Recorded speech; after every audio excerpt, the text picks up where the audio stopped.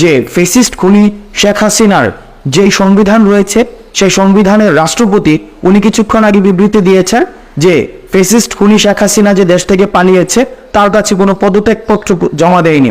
আমরা দেখেছি গতকাল চট্টগ্রাম বিশ্ববিদ্যালয়ে ছাত্রলীগের আবার পুনর্বাসনের জন্য বিভিন্ন ধরনের পায়তারা পড়েছে এবং ঢাকা শহরের বিভিন্ন প্রান্তে ছাত্রলীগ, যুবলীগ এবং আওয়ামী লীগের যে পতিত আত্মারা রয়েছে তারা বিভিন্নভাবে জড়ো হওয়ার তারা পায়তারা পড়ছে। আপনারা যদি প্রত্যেকটি ঘটনাকে আপনারা একত্রিত করার চেষ্টা করেন তাহলে দেখবেন যে আওয়ামী লীগ আবার পুনর্গঠিত হয়ে আবার এই বাংলাদেশে ফেসিবাদের রাষ্ট্র কাঠামো পুনর্গঠিত করার জন্য তারা চেষ্টা করছে। প্রিয় দেশবাসী, 5 আগস্টের পূর্বে আমাদের সবার একটি পরিচয় আমরা একত্রিত হয়েছিলাম, সেটি হচ্ছে আওয়ামী নির্যাতনের বিরুদ্ধে আমাদের সবার পরিচয় ছিল আমরা ছিলাম মজলুম এবং আওয়ামী লীগ ছিল জালিম। এই জালিমের বিরুদ্ধে আমরা মজলুম হিসেবে আমরা দাঁড়িয়েছিলাম 5 আগস্টের পূর্বে। কিন্তু 5 আগস্টের পরবর্তী সময়ে আমরা নিজেদের বিভিন্ন ক্ষুদ্র ক্ষুদ্র রাজনৈতিক স্বার্থে আমরা পৃথক হয়ে গিয়েছি, যার কারণে যার ফলশ্রুতিতে এই যে একটি গ্যাপ ক্রিয়েট হয়েছে, এই গ্যাপ ক্রিয়েটের জায়গাটিতে আবার আওয়ামী ফ্যাসিস্ট সরকার আবার তার পুনর্বাসনের ছক কষছে।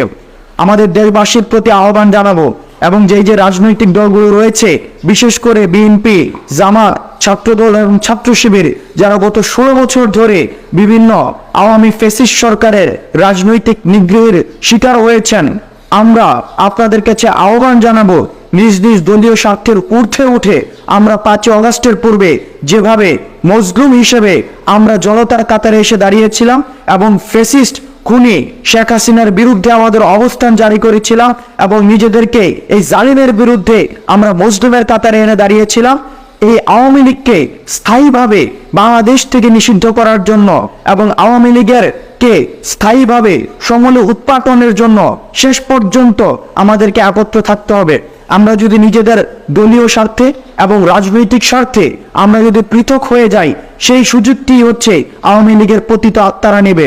সুতরাং আপনাদের কাছে আহ্বান, আপনারা বিভিন্ন জায়গায় যদি খুব মনোযোগের সাথে দেখেন তাহলে দেখবেন বিভিন্ন জায়গায় চক্রান্ত চলছে, বিভিন্ন জায়গায় আওয়ামী লীগকে আবার পুনর্বাসন করার আমরা দেখছি প্রশাসনিক এবং বিচারিক বিভিন্ন ধরনের ষড়যন্ত্র চলছে। এই ষড়যন্ত্রগুলোকে রুখে দিতে আমাদের জাতীয় ঐক্যের কোনো বিকল্প নেই। সুতরাং যারা আমরা 5 আগস্টের পূর্বে মজলুম হিসেবে আমরা জনতার কাতারে এসেছি, সুতরাং আওয়ামী লীগকে স্থায়ীভাবে নিষিদ্ধ করার জন্য এবং বাংলার মাটিতে তাদের যে কোনো ধরনের পুনর্বাসন ঠেকাতে আমাদের সবসময় ঐক্যবদ্ধ থাকতে হবে। যে কোনো রাজনৈতিক পরিচয়ের ঊর্ধ্বে উঠে আমাদের মজলুম পরিচয়ে আমাদের মাঠে আমাদের অবস্থান জারি রাখতে হবে।